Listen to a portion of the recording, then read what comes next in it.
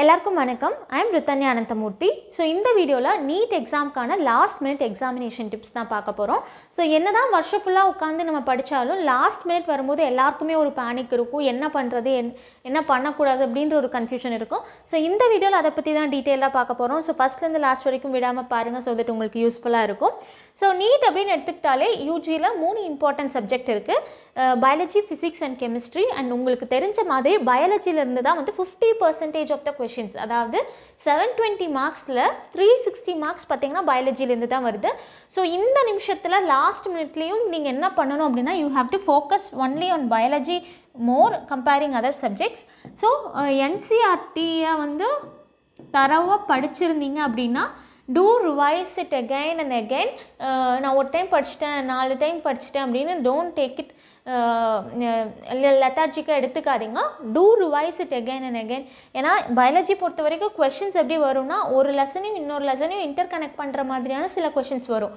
So உங்களுக்கு நீங்கள் எவ்வளோ வாட்டி ரிவைஸ் பண்ணியிருக்கீங்களோ அவ்வளோ சீக்கிரம் அதை காம்ப்ரிஹெண்ட் பண்ணி அட்டன் பண்ணுற மாதிரி இருக்கும். So NCERT is the Bible of biology NEET UG. So don't confuse it with any other source. So நான் என்ன சொல்ல வரேன்னா, சப்போஸ் நீங்கள் என்சிஆர்டி படித்தா டிக் மை ஓன் நோட்ஸ், நான் நோட்ஸ் எடுத்து வச்சுருக்கேன், இல்லை நான் என்சிஆர்டி நோட்ஸ் இருக்கக்கூடிய ஒரு புக்கை ஃபாலோ பண்ணியிருக்கேன் அப்படின்னா ஸ்டிக் ஆன் டு தட். நீங்கள் எந்த சோர்ஸில் ஆல்ரெடி படிச்சிருக்கீங்களோ அதை ஸ்டிக் ஆன் பண்ணிக்கோங்க. பட் நான் இங்கே என்ன சொல்ல வரேன் அப்படின்னா, நீங்கள் படிக்கக்கூடிய கண்டென்ட் வந்து என்சிஆர்டி புக்கை பேஸ் பண்ணதாக மட்டும்தான் இருக்கணும் பயாலஜிக்கு. அது போதும். இந்த லாஸ்ட் மினிட்ல அதுதான் ரொம்ப ரொம்ப important. Because most of the questions are taken from NCERT biology especially. So just stick on to NCERT. It is the Bible. Once again I am saying the same thing. So NCERT book இருக்கக்கூடிய இதை படிச்சுட்டு if you have solved அப்படின்னாலும் okay, if you haven't solvedனாலும் previous year questions எல்லாம் ஒரு வாட்டி go through பண்ணுங்கள். So biology பொறுத்த வரைக்கும் இது போதும். Suppose there are some students who haven't, யாருமே வந்து 11th 12th NCERT புக் என்கிட்ட இல்லைனாலும் டோன்ட் வரி. மொபைல் வச்சு நம்ம நிறைய ஆப் இன்ஸ்டால் பண்ணி மற்றதெல்லாம் யூஸ் பண்ணுறோம். ஸோ அது மாதிரியே வந்து ப்ளே ஸ்டோரில் போயிட்டு என்சிஆர்டி புக்ஸ் அப்படின்னு போட்டிங்கன்னாலே ஒரு ஆப் வரும். ரெட் கலர் ஐகான் இருக்கக்கூடிய ஒரு ஆப் வரும். ஸோ அதை நீங்கள் ஓப்பன் பண்ணிங்க அப்படின்னா ஒன்ஸ் அகேன் இந்த மாதிரி புக்ஸ்னு வரும். இதில் போனீங்கன்னா என்ன சப்ஜெக்ட்டு, என்ன ஸ்டாண்டர்ட் வித் அந்த இதெல்லாம் வரும். நீங்கள் டவுன்லோட் பண்ணி ஆஃப்லைனில் வச்சு படிச்சுக்கலாம். ஸோ இல்லாதவங்க படிக்கணும்னு நினச்சிங்கன்னா இந்த பிடிஎஃப் இந்த ஆப்பை யூஸ் பண்ணி படிச்சுக்கோங்க. So this I wanted to convey. And பயாலஜிக்கு இவ்வளோ தான். So simple. But give you maximum time to biology. Physics அப்படின்னு எடுத்துட்டோன்னா சில பேருக்கு ஃபிசிக்ஸ் நல்லா வரும், சிலவங்க ஃபிசிக்ஸ் ரொம்ப கஷ்டப்பட்டு படிக்கிற மாதிரி இருக்கும். And physics is one subject which will be like cat on the wall. வந்ததுன்னா நம்ம நல்லாவும் ஸ்கோர் பண்ண முடியும். அட் டைம்ஸ் வரலை அப்படின்னா மார்க் ரொம்ப கம்மியாக கூட வரலாம். So physics will be most of the times ஃபிசிக்ஸில் வாங்குகிற மார்க்கு தான் டிசைடிங் ஃபேக்டராக இருக்கும். ஒரு ஹையர் ரேங்க்குக்கும் ஒரு மீடியம் ரேங்க்குக்கும் அந்த டிஃப்ரென்ஸ் க்ரியேட் பண்ணுறது ஃபிசிக்ஸில். So if you are well prepared with biology and chemistry அப்படின்னா do focus on physics, especially on the book back points of NCERT. அதுவும் வந்து இந்த டைமுக்கு ஃபிசிக்ஸுக்கு வந்து NCERT மட்டும் போதும் அப்படின்னு சொல்ல முடியாது.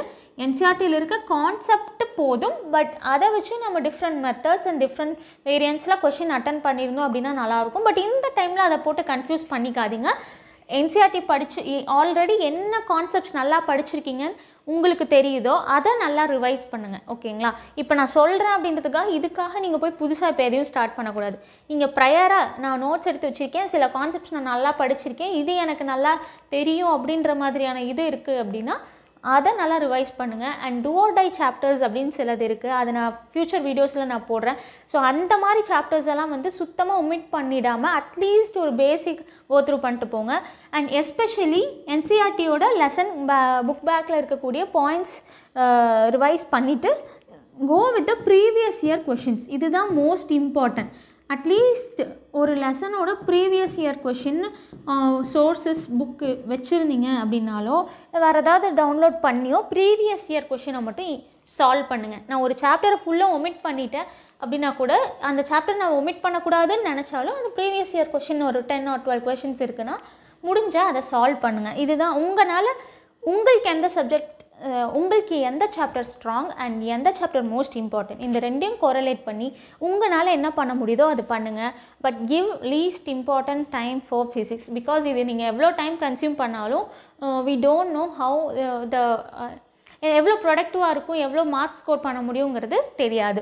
ஸோ கம்மிங் டு கெமிஸ்ட்ரிக்கும் அதே தான்.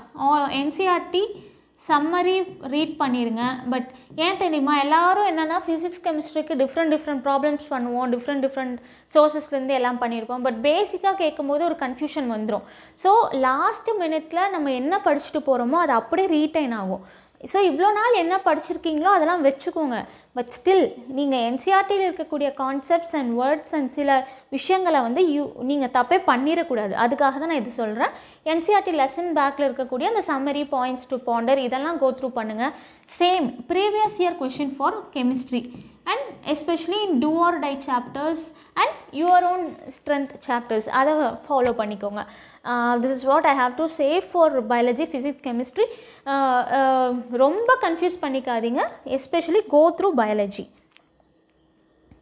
Next is இது வந்து படிக்கிற பார்ட் தவிர there are also some other things which we have to focus. So first of all என்னென்னா இவ்வளோ தான் இருக்குது, 1 வீக் தான் இருக்குது அப்படிங்கிறத யோசிச்சுட்டு நீங்கள் எவ்வளோ மினிமமாக ப்ரிப்பேர் பண்ணியிருந்தாலும் சரி, மேக்ஸிமம் ப்ரிப்பேர் பண்ணியிருந்தாலும் சரி, என்ன ஸ்டேட்டில் இருந்தாலும் சரி, ஜஸ்ட் டோன்ட் வரி. எவ்வளோ நல்லா படிச்சுட்டு போனாலும் வி டோன்ட் நோ. எம்சிக்யூன்றதுனால நம்ம எவ்வளோ கரெக்டாக பண்ணுவோம் அப்படின்றது நமக்கே தெரியாது. So have confidence in yourself first. So நீங்கள் எவ்வளோ ப்ரிப்பரேஷன் பண்ணியிருந்தாலும் we need some luck. So இப்போதைக்கு நமக்கு லக் இருக்குது, நம்ம நல்லா தான் இருக்கோம், முடிஞ்ச வரைக்கும் பெஸ்ட்டாக பண்ணலான்ற பாசிட்டிவ் ஆட்டிடியூடோடு நீங்கள் போயிட்டு எக்ஸாம் ஃபேஸ் பண்ணுங்கள். And second thing I have to convey self confidence. Second the same thing. எவ்வளோ தான் படிச்சிருந்தாலும் படிக்கலனாலும் நமக்குள்ளே இருக்க கான்ஃபிடென்ஸ் தான் வந்து நம்ம போயிட்டு எக்ஸாம் பண்ணுறதுக்கு ஹெல்ப் பண்ணும். எவ்வளோ தான் நல்லா படிச்சிருந்தாலும் நம்ம நர்வஸ் ஆகி, டென்ஷன் ஆகி, கான்ஃபிடென்ஸ் இல்லாமல் போனோன்னா நம்மளால் எஃபெக்டிவாக நம்மளோட ஃபுல் 100% கொடுக்க முடியாது. So have confidence in yourself, stay positive and go and face the exam. And as you all know, health is our wealth. So நல்லா சாப்பிடுங்க. எக்ஸாம் இருக்குது அப்படின்றதுக்காக டோன்ட் ஸ்கிப் யுவர் ஃபுட். நல்லா சாப்பிடுங்க. சம்மர் சீசன் நிறையா தண்ணி குடிங்க. Take fruits. என்ன ஹெல்த்துக்கு வெளியில் முடிஞ்ச வரைக்கும் அவாய்ட் அவுட் சைட் ஃபுட்ஸ், இதெல்லாம் அவாய்ட் பண்ணிட்டு keep your self healthy so that you can your mind will also be fresh and you can also go to the exam without any other problems. So focus on your health. And last thing which I have to say to you is exam preparedness. இப்போ NEET எக்ஸாமுக்கு போகிறோம் அப்படின்னா உங்களுக்கு அதுக்கு என்னென்ன தேவை, for example dress code பற்றி முன்னாடியே தெரிஞ்சு பார்த்து வச்சுக்கோங்க, விசாரிச்சுக்கோங்க, அதெல்லாம் ரெடி பண்ணிக்கோங்க. Hall ticket and other items which we have to take to the exam hall and எது எடுத்துகிட்டு போகக்கூடாது. இது ரிலேட்டடாக நம்மளும் ஃப்யூச்சரில் வீடியோஸ் பண்ணிகிட்டே தான் இருப்போம். ஸோ ஏதாவது ஒரு சோர்ஸ் பார்த்து கிளியராக தெரிஞ்சுட்டு முன்கூட்டியே இதெல்லாம் வந்து தெரிஞ்சு வச்சுக்கோங்க. லாஸ்ட் 1 or 2 days முன்னாடி என்ன பண்ணணும் பண்ணக்கூடாதுன்னு பார்த்து அந்த டைமில் don't get stressed out. So exam preparedness 1 week இருக்குது. ஸோ இந்த டைம்லேயே வந்து அதெல்லாம் கோ த்ரூ பண்ணி make your self ready for exam. And last thing is okay for how to contact us. So this is Dr. NP Anandamurthy, எங்கள் அப்பா தான். So நாங்கள் free guidance as well as paid premium guidance கொடுத்துட்ருக்கோம். So இது வேணும்னு நினைக்கிறவங்க utilise பண்ணிக்கோங்க. Free guidance timing பார்த்தீங்கன்னா 9 PM to 10:30 PM. Contact number is 9363443685. So NEET ரிலேட்டடான டவுட்ஸ், அப்ளிகேஷன் ஃபில் பண்ணுறது அண்ட் என்டையர் ப்ராசஸ் வந்து நாங்கள் கூட இருந்து கைட் பண்ணுவோம். ஸோ யாருக்கெல்லாம் வேணும்னு நினைக்கிறீங்களோ காண்டாக்ட் பண்ணி கைடன்ஸ் யூஸ் பண்ணிக்கோங்க. அண்ட் இந்த மாதிரி இன்னொரு வீடியோவில் உங்களை சந்திக்கிறேன். நன்றி, வணக்கம்.